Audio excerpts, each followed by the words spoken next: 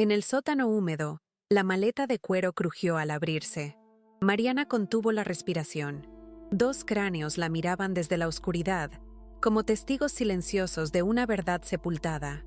Las primeras luces de diciembre dibujaban sombras alargadas sobre los adoquines húmedos de la Rue de Belleville.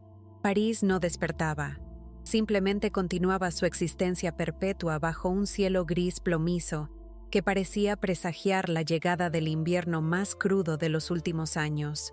En el apartamento, número 47, tercer piso, Emiliano Vega observaba por la ventana empañada cómo los transeúntes se apresuraban envueltos en abrigos y bufandas, mientras el vapor de su café formaba espirales frente a su rostro tenso. A sus 32 años, Emiliano ya no era el joven entusiasta que había llegado a Francia con los ojos brillantes de quien cree que Europa es la respuesta a todas sus preguntas. Su rostro, antes jovial y de mejillas redondeadas, ahora mostraba los ángulos afilados de la preocupación constante. Su cabello negro azabache, siempre bien peinado en Monterrey, ahora caía descuidado sobre su frente.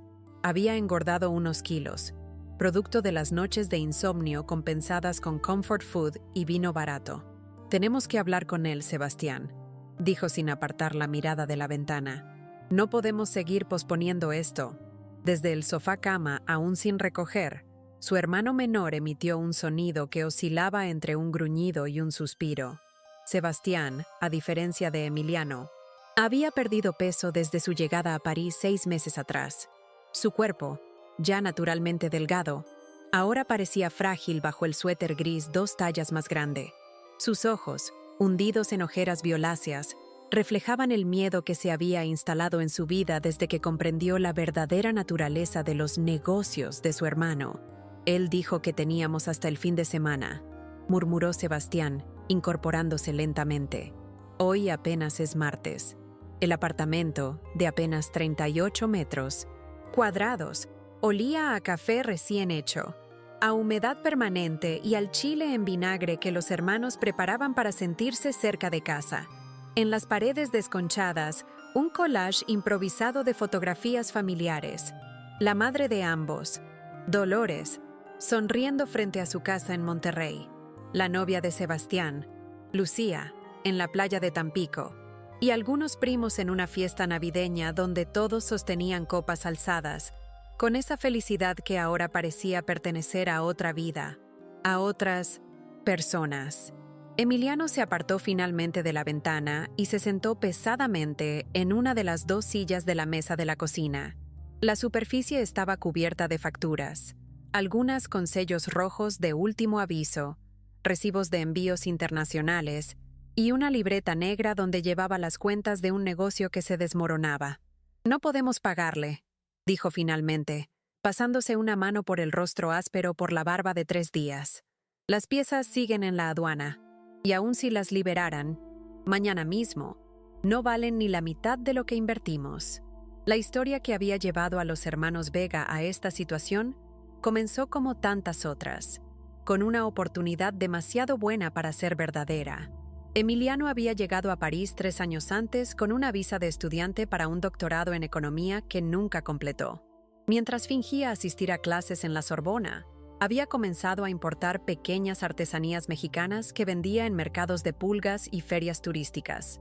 El negocio, modesto pero honesto, cambió cuando conoció a Alfonso Durán, un colombiano de sonrisa fácil y contactos en toda Europa, quien le habló de un cargamento de auténticas piezas oaxaqueñas, a precio de ganga.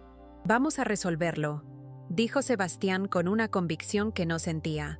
«Podemos pedir más tiempo, explicarle que las piezas están retenidas porque...» «No hay piezas, Sebastián», estalló Emiliano, golpeando la mesa con el puño cerrado. «Las auténticas artesanías, oaxaqueñas, son basura china mal pintada.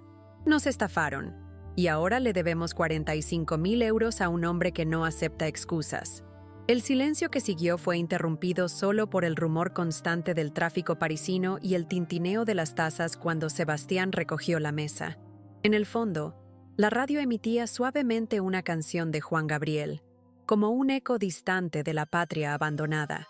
La verdad, que Emiliano había ocultado a su hermano hasta hace poco, era que había invertido todo su capital y solicitado un préstamo a El Cordobés, un prestamista español conocido en la comunidad latina por sus métodos expeditivos de cobro.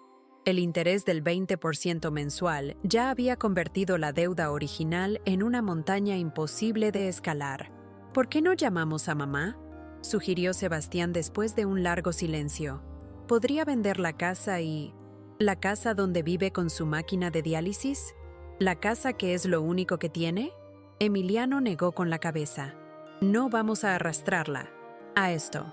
Ella cree que estamos construyendo un futuro aquí, no hundiéndonos en un pantano. Dolores Vega, a sus 63 años, padecía insuficiencia renal crónica. Los envíos de dinero que sus hijos hacían religiosamente cada mes pagaban sus tratamientos y medicamentos. Lo que ella no sabía era que esos envíos se habían vuelto cada vez más pequeños, y que el último había sido posible gracias a que Sebastián había empeñado su computadora portátil. Afuera, la lluvia comenzó a caer, primero como una caricia tímida sobre los techos de zinc, luego con la intensidad propia de diciembre. El frío se colaba por las rendijas de las ventanas mal selladas, formando pequeñas nubes de condensación en los rincones del apartamento. «Tengo miedo, Emiliano», confesó Sebastián, abrazándose a sí mismo. El tipo que vino la semana pasada. La forma en que miraba todo, como memorizando nuestras cosas, nuestras caras. Emiliano asintió. El recordatorio de la deuda había llegado en forma de un hombre corpulento de acento indefinido que se había presentado como asociado de El Cordobés. No hubo amenazas explícitas, solo preguntas sobre su madre en México, sobre la rutina de Sebastián, sobre los lugares que frecuentaban. El mensaje era claro sin necesidad de palabras. «Voy a hablar con Antoine», dijo finalmente Emiliano. «Trabaja en la embajada. Quizás pueda acelerar los trámites para liberar el cargamento. Al menos podríamos recuperar algo». Antoine Lefebvre era un funcionario, menor de la embajada francesa en México, con quien Emiliano había mantenido una relación intermitente. No era amor, sino más bien una combinación de soledad compartida y beneficio mutuo, compañía a cambio de contactos y ocasionalmente pequeños favores burocráticos. La mañana del 15 de diciembre amaneció con una claridad engañosa. El sol, pálido y distante, apenas calentaba las calles de París, pero al menos había detenido la lluvia incesante. Sebastián salió temprano para su trabajo, como lavaplatos en un pequeño bistró del distrito 11, mientras Emiliano se dirigió a la embajada para su cita con Antoine. La conversación no fue bien. Antoine, siempre cauto con su posición, se negó a intervenir en un asunto aduanero que olía a irregularidad. «No puedo arriesgar mi carrera por tu negocio turbio, Emiliano», había dicho con ese tono condescendiente que reservaba para cuando quería establecer distancia. «Deberías considerar volver a México antes de que esto empeore». Esa noche, mientras la nieve comenzaba a caer sobre París como un manto de falsa pureza, los hermanos Vega cenaban en silencio. Un guiso improvisado con las verduras más baratas del mercado y el último trozo de queso añejo reposaba en platos desportillados. Emiliano había abierto una botella de vino tinto barato, más como anestesia que como complemento gastronómico. «Hay otra opción», dijo finalmente, después de su segunda copa. «Podríamos irnos». Sebastián levantó la mirada de su plato casi intacto. «¿Volver a México?» «No a México, a Lisboa. Tengo un contacto allí, Roberto Méndez, un mexicano que organiza exportaciones a Brasil. Dijo que podría ofrecerme trabajo si alguna vez pasaba por allí». «¿Y la deuda? ¿Y mamá?» Emiliano bebió un largo trago antes de responder. «Mamá seguiría recibiendo dinero, más incluso. Y en cuanto a la deuda, hay deudas que nunca se pagan, Sebastián. Hay momentos en la vida en que tienes que elegir entre tu orgullo y tu supervivencia». La mañana siguiente, el timbre del apartamento sonó a las 7:03. A través de la mirilla, Emiliano vio a un hombre de mediana edad, traje oscuro impecable y expresión neutra. No era el matón de la semana anterior, pero algo en su postura, en la forma en que ocupaba el espacio del pasillo, hizo que un escalofrío recorriera su espalda. «Señor Vega», dijo el hombre en un español con marcado acento catalán. Mi empleador desea tener una conversación con usted y su hermano. Esta noche, a las 20:00, en 1900, Le Petit Café de la esquina.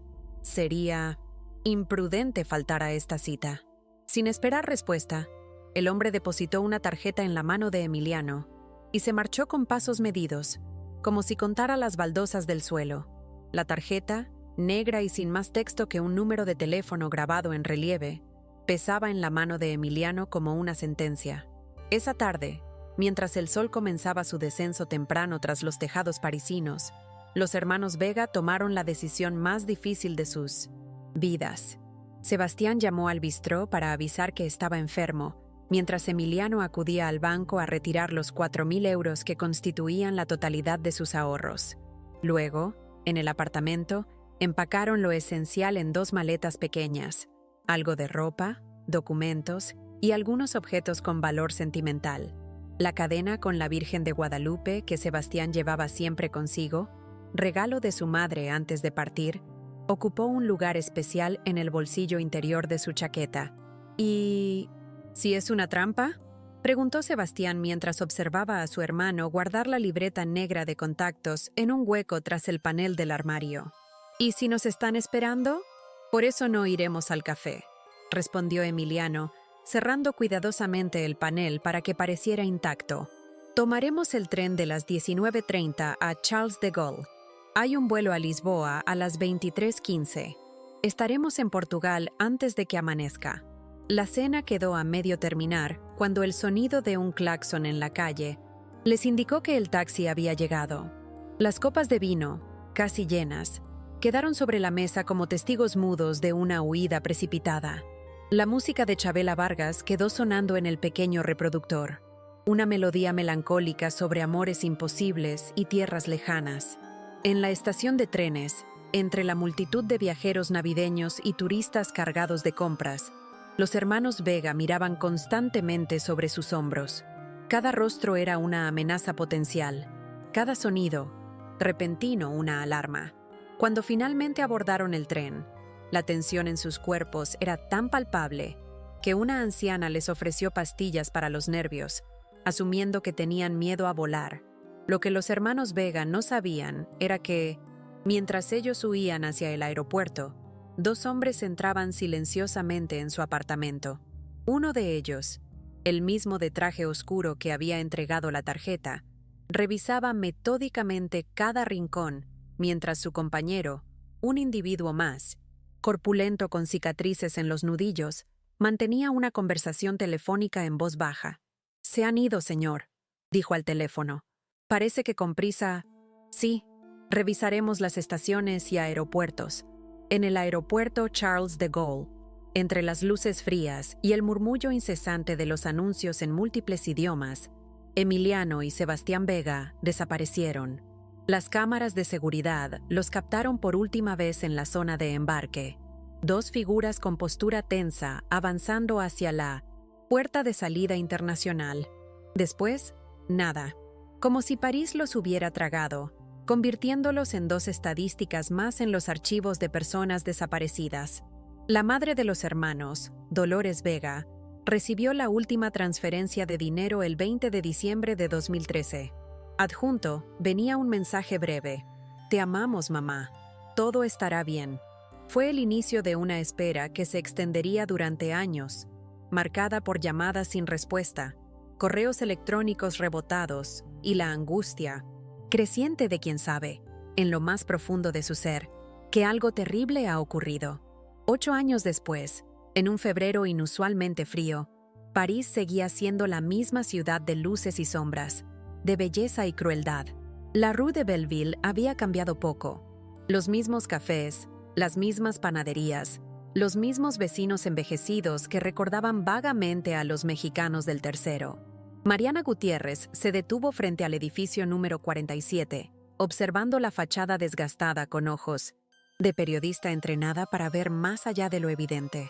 Su cabello rojo intenso contrastaba con el negro de su abrigo, y la cicatriz en su mejilla izquierda, recuerdo de una investigación anterior en Ciudad Juárez, parecía más pronunciada bajo la luz grisácea del amanecer parisino. «Así que aquí vivían», murmuró para sí misma mientras sacaba una pequeña libreta donde había anotado los detalles del caso. Los hermanos que se desvanecieron en el aire, con la mochila al hombro y una determinación forjada en años de buscar a los desaparecidos, Mariana cruzó la puerta del edificio, lista para habitar el mismo espacio que una vez perteneciera a Emiliano y Sebastián Vega, lista para respirar el mismo aire, para escuchar los mismos sonidos nocturnos, para desenterrar secretos que habían permanecido ocultos durante casi una década. Lo que Mariana no sabía mientras subía las escaleras crujientes hacia el tercer piso era que este caso la llevaría mucho más allá del periodismo convencional, que en algún lugar de París, en un sótano olvidado, 2 cráneos aguardaban silenciosamente a ser descubiertos, y que la verdad sobre los hermanos Vega era mucho más oscura de lo que ninguna investigación oficial había siquiera imaginado. Mariana Gutiérrez depositó su maleta en el centro del apartamento y respiró hondo. El espacio, aunque renovado, conservaba esa peculiar atmósfera de los lugares donde ha ocurrido algo terrible. No era superstición. Después de 10 años investigando desapariciones, Mariana había desarrollado una sensibilidad especial para los espacios marcados por la ausencia. La agencia inmobiliaria le había entregado las llaves esa misma mañana, sin hacer preguntas sobre por qué una periodista mexicana quería alquilar precisamente ese apartamento. El contrato era por 2 meses, tiempo que Mariana consideraba suficiente para su investigación. La renta era sorprendentemente accesible para el estándar parisino. Quizás la historia de los anteriores inquilinos había dejado una sombra que reducía su atractivo en el mercado. «Veamos qué secretos guardas», murmuró mientras recorría los 38 metros cuadrados con mirada analítica. Las paredes habían sido repintadas de un blanco aséptico, los muebles reemplazados por piezas modernas de IKEA, y los suelos cubiertos con un laminado claro que ocultaba las antiguas tablas de madera. Nada quedaba, aparentemente, de los hermanos Vega. Sin embargo, Mariana sabía que los edificios antiguos de París, como los secretos bien guardados, siempre conservaban vestigios del pasado. Su instinto no le falló. Al inspeccionar meticulosamente el apartamento, descubrió pequeñas pistas de sus anteriores habitantes. Una marca en el marco de la puerta donde alguien había anotado alturas, 165 centímetros. Sebastián, 172 centímetros. Emiliano. Un pedazo de papel tapiz original visible detrás de un enchufe, con un patrón que sugería que las paredes habían sido una vez de un verde oscuro. Y en el baño, tras aflojar una baldosa suelta, encontró una moneda mexicana de 5 pesos, olvidada o deliberadamente escondida. Mariana había llegado a París 3 días antes, después de un vuelo agotador desde Ciudad de México. Su viaje tenía un doble propósito: realizar un reportaje sobre inmigrantes latinoamericanos desaparecidos en Europa para la revista digital donde trabajaba, y cumplir una promesa personal hecha a Dolores Vega, la madre de Emiliano y Sebastián. Había conocido a Dolores 6 meses atrás, durante una investigación sobre familias mexicanas que buscaban a sus parientes en el extranjero. Dolores, ya consumida por la enfermedad renal que eventualmente acabaría con su vida, le había mostrado a Mariana una caja llena de cartas enviadas a las autoridades francesas, españolas y mexicanas, cartas que nadie respondía, súplicas que se perdían en la burocracia internacional, el dolor de una madre condensado en tinta sobre papel. Nadie quiere buscar a 2 mexicanos que desaparecen en Europa, le había dicho Dolores con una amargura que contrastaba con la dulzura de su rostro envejecido. Para ellos, somos prescindibles, invisibles. La última vez que Mariana vio a Dolores fue en el hospital de Monterrey, 3 semanas antes de su muerte. La anciana, conectada a máquinas que prolongaban artificialmente una vida que se escapaba, le había entregado un sobre amarillento. «Si algún día vas a París, busca esto», susurró con dificultad. «Es la última dirección donde vivieron mis hijos. Algo pasó allí, lo siento en mis huesos. Mis hijos no abandonarían a su madre voluntariamente». En el sobre, además de la dirección del apartamento, había una fotografía de los hermanos Vega sonriendo frente a la Torre Eiffel y un recorte de periódico francés sobre su desaparición, un pequeño párrafo relegado a una esquina de la sección de sucesos. Autoridades clasifican como voluntaria la desaparición de 2 mexicanos, como si decidir esfumarse fuera una opción caprichosa, como si abandonar a una madre enferma fuera una elección y no una tragedia forzada. Ahora, mientras la luz del atardecer parisino se filtraba por las ventanas del apartamento, Mariana organizaba metódicamente sus materiales de investigación, una cronología detallada de los últimos días conocidos de los hermanos, fotocopias de los informes policiales, obtenidos tras semanas de insistencia burocrática, entrevistas realizadas por videollamada a antiguos vecinos y conocidos de Emiliano y Sebastián, y un mapa de París donde había marcado los lugares relevantes para el caso. Su primer día completo en el apartamento transcurrió entre llamadas, notas y la familiarización con el entorno. Visitó la panadería de Mathieu Leclerc, quien recordaba vagamente a los hermanos. Siempre educados, compraban pan de centeno los domingos. Caminó hasta el bistró donde Sebastián había trabajado como lavaplatos, ahora convertido en una tienda de ropa vintage. Recorrió el camino que Emiliano solía hacer hasta la Sorbona, donde había fingido estudiar un doctorado que nunca completó. La noche del segundo día, mientras organizaba sus notas en la pequeña mesa de la cocina, posiblemente la misma donde los hermanos habían dejado su última cena a medio terminar, Mariana sintió una repentina corriente de aire frío. Venía del armario empotrado en la pared opuesta, un mueble antiguo que había sobrevivido a las renovaciones. Al inspeccionarlo, notó que el fondo no encajaba perfectamente con el resto de la estructura. «Curioso», murmuró, presionando diferentes puntos del panel. Tras varios intentos, un clic apenas audible reveló que una sección del fondo era en realidad un compartimento oculto. Con el corazón acelerado, Mariana extrajo lo que había dentro: una pequeña libreta negra, desgastada por el uso y la humedad. Bajo la luz amarillenta de la lámpara, Mariana abrió la libreta.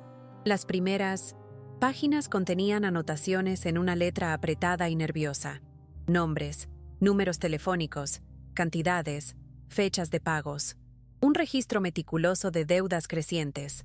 En las últimas páginas, las anotaciones se volvían más caóticas, con tachones y signos de exclamación. Un nombre destacaba, escrito con tinta roja y subrayado varias veces: Alfonso Durán, Montmartre. Cuidado. Junto a este nombre, una dirección: Hotel Pigalle, habitación 212. «Te encontré», susurró Mariana, sintiendo esa familiar descarga de adrenalina que experimentaba cada vez que una investigación comenzaba a dar frutos. La mañana siguiente, bajo una llovizna persistente, Mariana se dirigió al Hotel Pigalle, un establecimiento modesto en la zona de Montmartre, lejos del glamour turístico y cerca del París auténtico, el de los trabajadores inmigrantes y los artistas sin éxito. El edificio, con su fachada descolorida y un neón intermitente que anunciaba habitaciones por horas o días, parecía sacado de una película noir de los años 50. En la recepción, un hombre mayor de aspecto cansado levantó la vista de su crucigrama cuando Mariana entró sacudiéndose la lluvia del abrigo. «¿Puedo ayudarle?», preguntó en francés, observando con curiosidad la cicatriz en la mejilla de la mujer. Mariana había preparado su estrategia. Sacó una identificación de prensa y una fotografía de los hermanos Vega. «Estoy investigando la desaparición de estos 2 hombres mexicanos en 2013», explicó en un francés precario. «Tengo información de que visitaban frecuentemente a un huésped de este hotel, un tal Alfonso Durán». El recepcionista estudió la fotografía con expresión impasible. «No recuerdo a estos mexicanos», dijo finalmente. «Y trabajé aquí todos los días desde 2010. Mariana insistió, mostrándole la anotación en la libreta de Emiliano. El hombre ajustó sus gafas para leer mejor. «Ah, Durán», dijo con un destello de reconocimiento. «Colombiano, no mexicano. Habitación 212, sí. Se hospedó aquí de manera intermitente durante casi 2 años, hasta principios de 2014. Siempre pagaba en efectivo, nunca quiso factura. ¿Recuerda algo más sobre él? ¿Visitas, llamadas, comportamiento? El hombre se encogió de hombros, pero sus ojos delataban que sabía más de lo que decía. Mariana deslizó discretamente un billete de 50 euros sobre el mostrador. La memoria del recepcionista mejoró notablemente. Recibía muchas visitas, siempre hombres, muchos con acento español o latinoamericano. Algunos parecían nerviosos, asustados incluso. Entraban con rostros tensos y salían con expresiones de alivio o de terror. Hizo una pausa. Una noche, a finales de 2013, escuché gritos desde su habitación, voces que discutían en español. No entendí mucho, pero capté algo sobre dinero y sobre consecuencias. Al día siguiente, Durán pidió que limpiaran su habitación a fondo y dejó una propina inusualmente generosa. ¿Volvió después de eso? Un par de veces más. La última vez fue en febrero de 2014. Dejó una maleta para que la guardáramos. Dijo que volvería en unos días. Nunca regresó. Según la política del hotel, después de 3 meses, sus pertenencias fueron desechadas. ¿Qué sucedió con la maleta? El recepcionista titubeó. Teníamos órdenes de no tocar sus cosas. El gerente de entonces la trasladó a un almacén que tenemos en Saint-Denis. Hasta donde sé, podría seguir allí. Mariana sintió que el pulso se le aceleraba. Una pista, concreta, tangible. ¿Podría proporcionarme la dirección de ese almacén? El hombre la miró con una mezcla de recelo y curiosidad.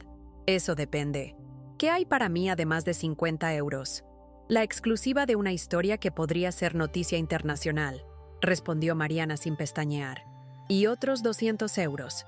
3 horas más tarde, bajo una lluvia que había arreciado hasta convertirse en un aguacero implacable, Mariana se encontraba frente a un edificio industrial abandonado en Saint-Denis. El Saint-Denis barrio, uno de los más problemáticos de la periferia parisina, mostraba las cicatrices de la desindustrialización y el abandono institucional. Grafitis cubrían las paredes de concreto y los pocos transeúntes caminaban con la cabeza baja, evitando el contacto visual. No había venido sola. A su lado, Jean-Pierre Moreau, un ex policía francés que ahora trabajaba como investigador privado y ocasionalmente asistía a Mariana en sus reportajes, observaba el edificio con ojo entrenado. Esa cerradura ha sido forzada varias veces, señaló. Este lugar ha tenido visitas no autorizadas. Con la ayuda de Jean-Pierre y sus herramientas, accedieron al interior del almacén. El olor a humedad, polvo y abandono los recibió como una bofetada.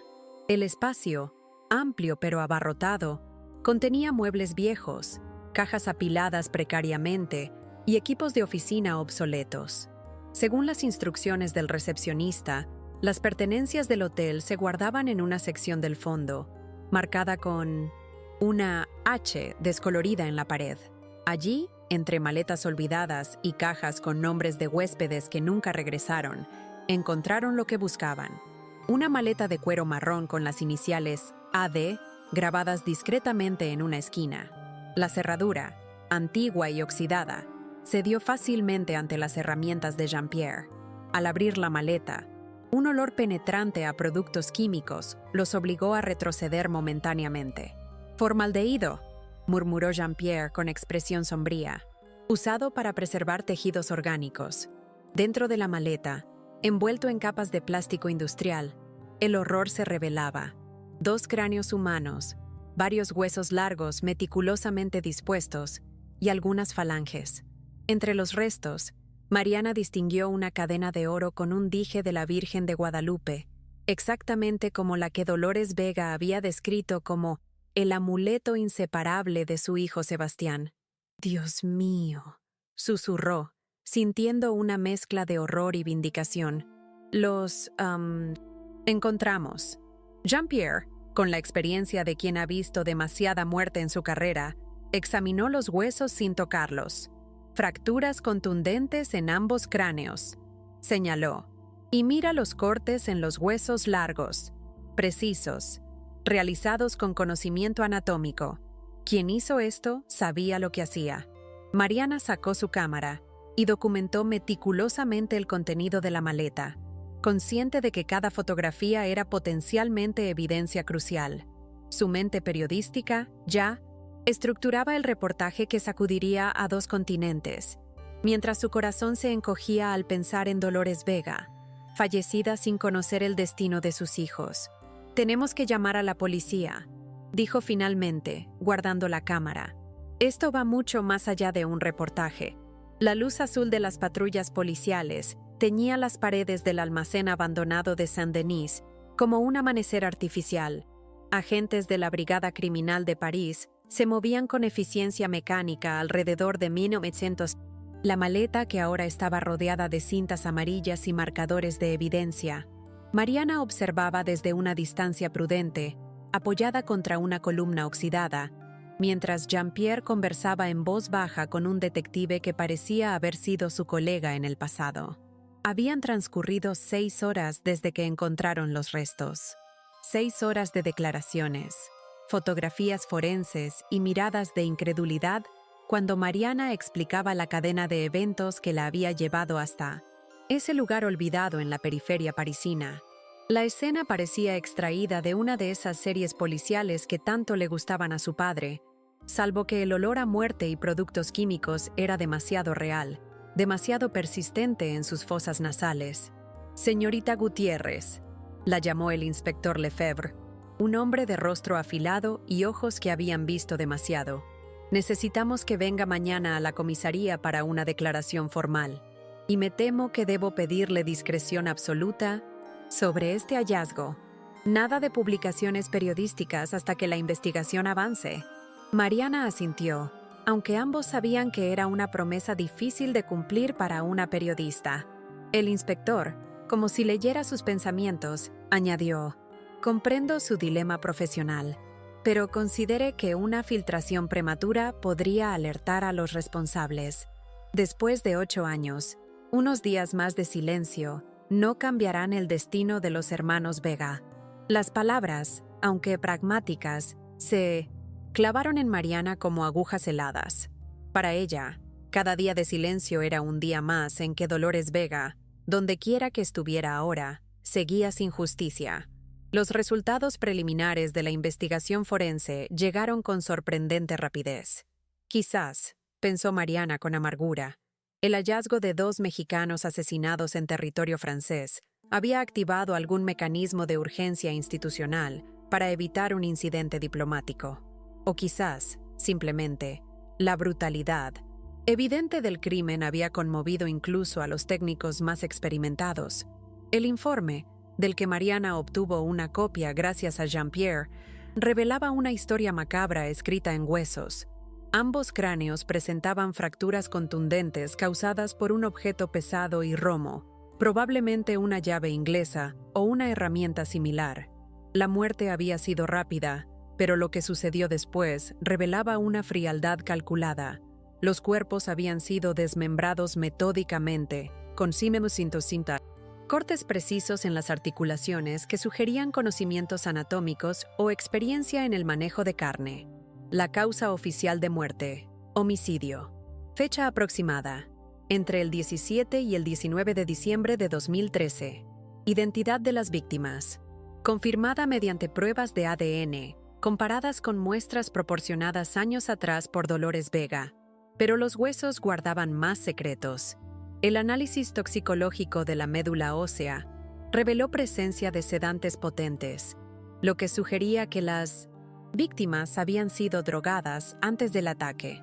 En el cráneo de Sebastián, el menor de los hermanos, los forenses encontraron una antigua fractura curada, consistente con un traumatismo infantil del que no existía registro médico. Mientras la investigación policial avanzaba, Mariana continuaba su propia búsqueda desde el apartamento de los hermanos Vega. La libreta negra de Emiliano se había convertido en su obsesión. Cada nombre, cada número, cada anotación críptica era un potencial fragmento del rompecabezas. Con la ayuda de Jean-Pierre y sus contactos, había comenzado a trazar una red que conectaba a los hermanos Vega con una estructura de prestamistas, blanqueadores de dinero y traficantes menores que operaban en la comunidad latinoamericana de París. En el centro de esa red estaba Alfonso Durán, el colombiano cuya maleta contenía los restos de los hermanos.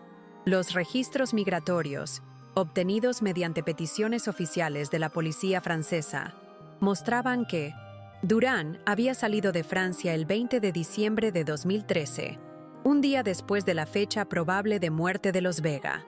Su destino: Barcelona, España.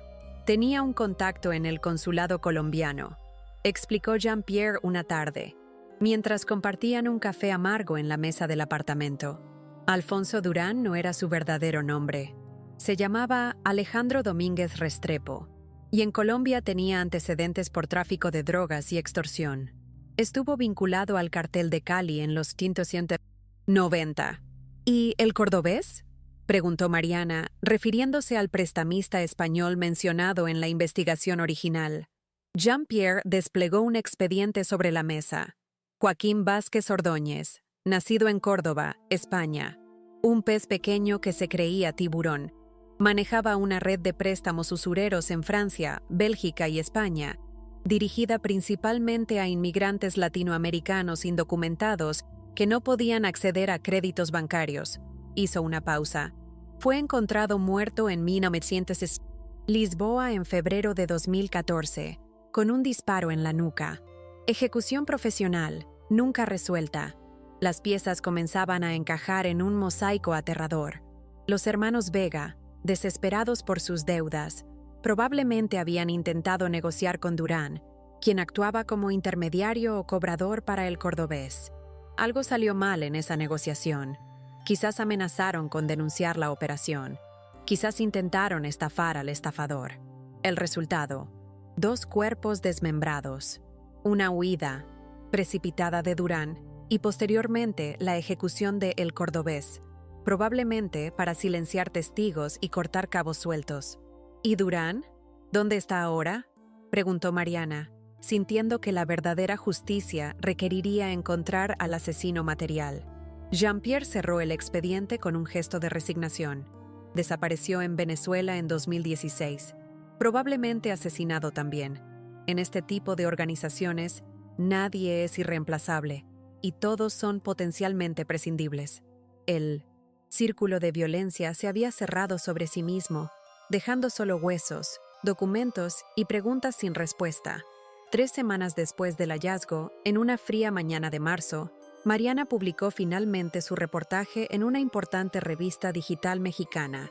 48 páginas de investigación meticulosa, tituladas Los Olvidados: cómo 2 hermanos mexicanos fueron asesinados en París y nadie hizo nada.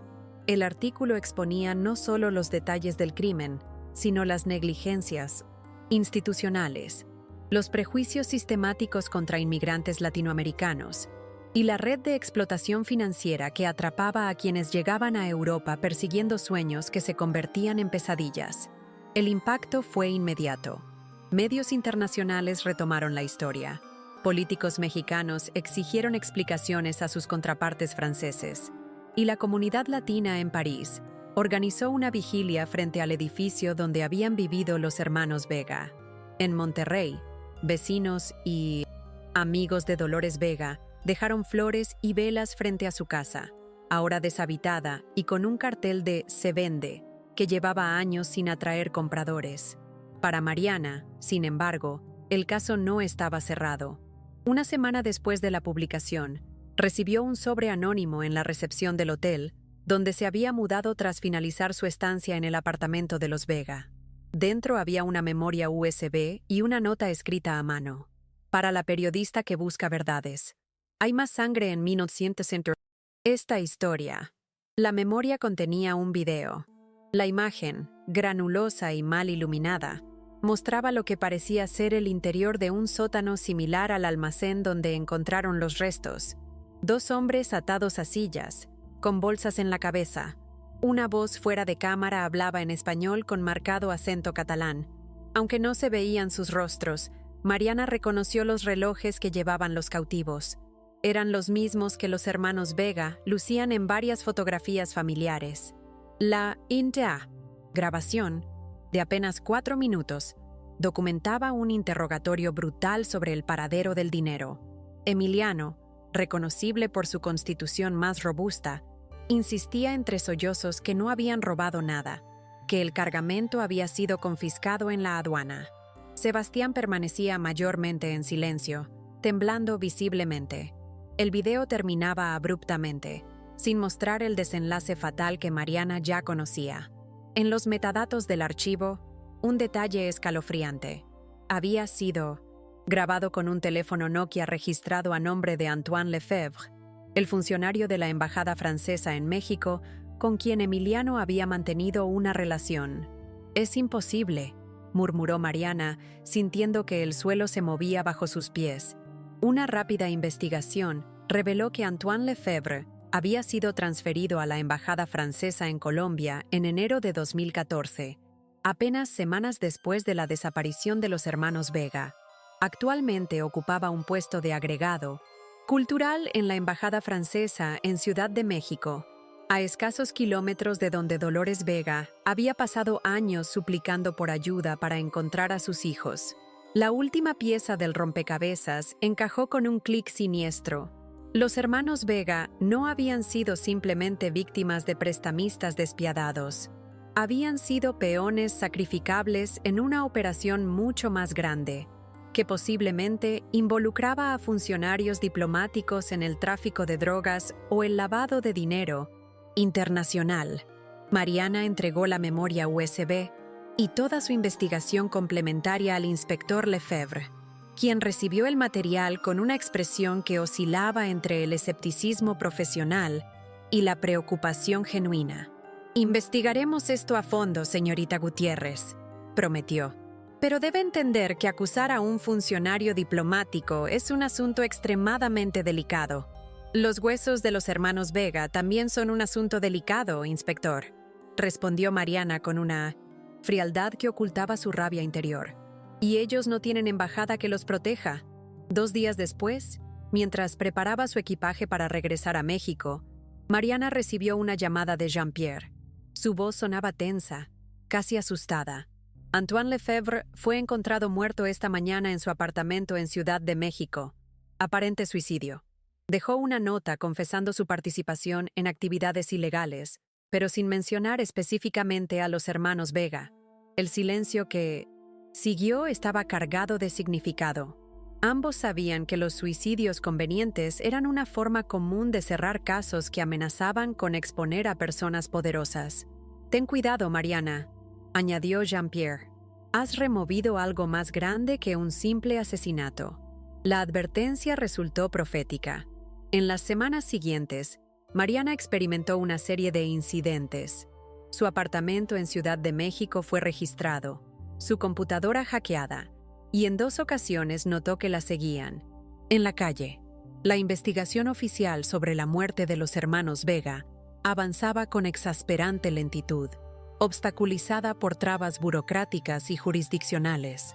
Finalmente, casi 4 meses después del hallazgo, los restos de Emiliano y Sebastián Vega fueron repatriados a México. En un cementerio de Monterrey, bajo un sol implacable que parecía querer calcinar incluso el recuerdo del dolor, fueron enterrados junto a la tumba de su madre. Mariana asistió al sepelio, observando, desde una distancia respetuosa.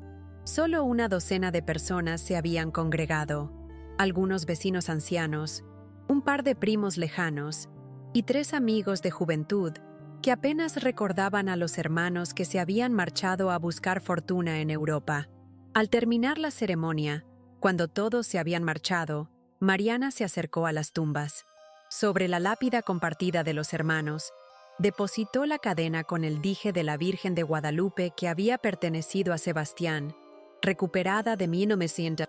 Entre sus restos y devuelta por las autoridades francesas, junto con las escasas pertenencias identificables.